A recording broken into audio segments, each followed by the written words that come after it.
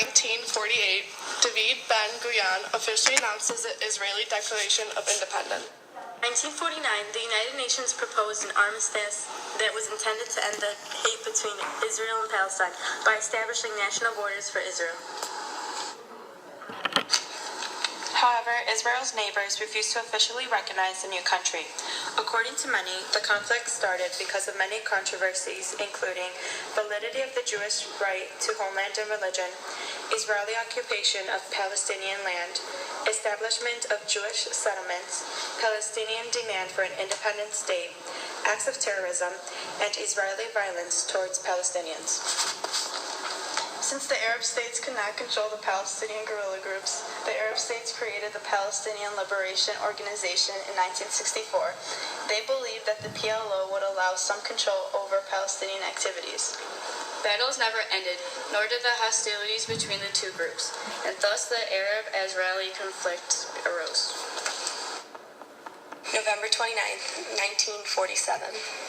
UN General Assembly adopts Resolution 181-2, providing for an independent Jewish state and an independent Arab state in the area of Palestine, mandate linked by an economic union. An international regime is to be established in Jerusalem. May 14, 1948. Proclamation of the Independent State of Israel. David Ben-Gurion becomes first Prime Minister of Israel. May 15, 1948. British mandate for Palestine is terminated. Arab armies invade. The first Arab-Israeli war officially begins. Israel's War of Independence. February 16, 1949, Chaim Weizmann is elected first President of Israel. May 11, 1949, Israel becomes a member of the United Nations. January 1950, Israel declares Jerusalem its capital despite Arab states in the United Nations. March 1957, Israel withdrew its forces from the Sinai Peninsula, ending the Suez Crisis. January 1964, Palestine Liberation Organization is created. Ahmed Shukuri becomes its first chairman. Palestine National Convention calls for the destruction of Israel. June 1st, 1965, Syria declares the only solution for Palestine is the elimination of Israel. May 17th, 1967, Egyptian president orders UN forces to evacuate the Gaza Strip.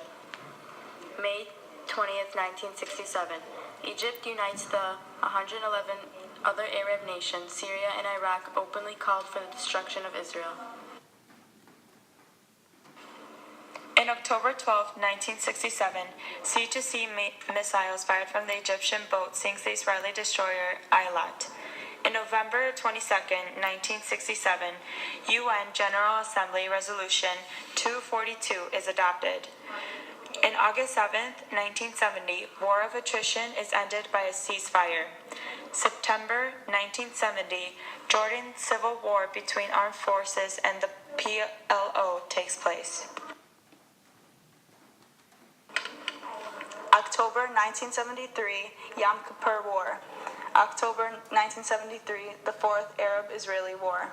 Early months in 1975, Minister of Foreign Affairs Yigal Allon wanted his own analysis of the political outlook in the region as U.S. Secretary of State Henry Kissinger engaged in his famous exercise in shuttle diplomacy, attempting to achieve an agreement between Egypt and Israel. September 1st, 1975, entailing the withdrawal from vital areas in Sinai, constitutes an act of great significance on Israel's part in the pursuit of final peace. May 14, 1989, Israel Cabinet formally approves the Shamar Plan peace initiative. June 1988, troops withdrawal after UN Security Council creates a 6,000-man peacekeeping force of the area called UNIFIL.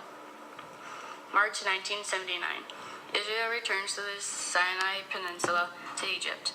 Egypt and Israel sign a formal peace treaty, which ends 30 years of a war and establishes domestic and commercial relations. 1981, Israel bombs PLO headquarters. June 20th, 1984, Israel and the U.S. hold joint military exercises. May 1st, 1985, the U.S. authorizes $1.5 billion in emergency aid to Israel. April of 1986, Marshall Plan for Middle East Peace discussed. 1990 to 1991, the Persian Gulf War. January of 1993, Israel's parliament lifts the 1986 ban on conflicts with the PLO.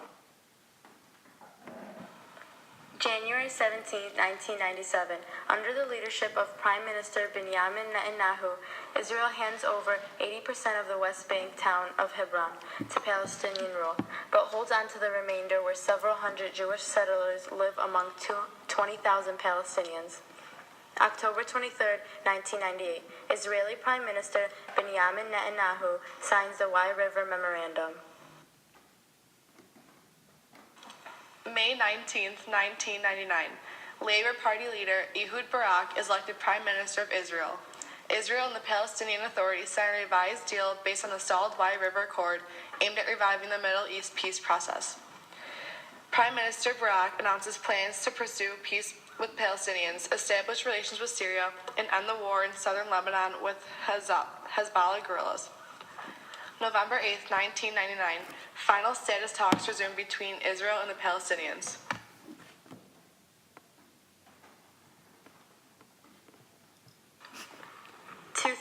The Second Intifada occurs. 2002. In retaliation of the Passover suicide bombing, Israel launches Operation Defensive Shield in effort to stamp out terrorist and suicide attacks. The operation includes reoccupying such towns as Ramallah, Nablus, and Jenin. March 18, 2004, King Abdullah of Jordan meets with Israeli Prime Minister Sharon to discuss Israel's security fence and disagreements from Gaza. June 30, 2004, Israeli High Court upholds Israel's right to rebuild a security fence.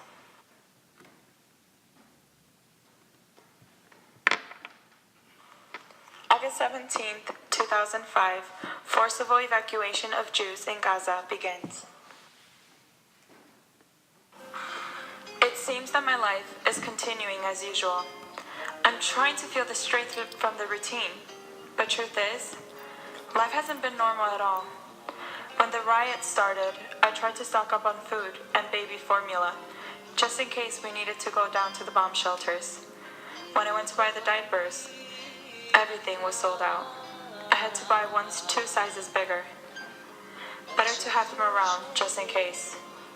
A few nights ago, my family and I went to go visit our friends in Elazar. I had my husband call first to make sure the roads were clear and safe to drive on. Our friend said it was. But the next morning, on the news, we heard a woman was driving on the road and stoned to death. I wanted to visit my other friends in Ephra soon after, but I was terrified to drive. The roads aren't safe anymore. There are 2 tunnels on the way. If the Palestinians cut you off between the tunnels, it's like a siege. There will be nowhere to run. Bethlehem is right nearby. You could get lynched.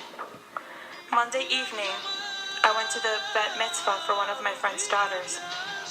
She wanted to cancel it, but couldn't give the Arabs a sense of victory. I sat with 2 friends at the party. One lives in Givon, on the edge of Jerusalem. She said after the lynching, she took her kids and moved in with her mother. Everyone I know is panicked. I'm trying to stay calm. Maybe it's denial. My friend just called from her office in Jerusalem.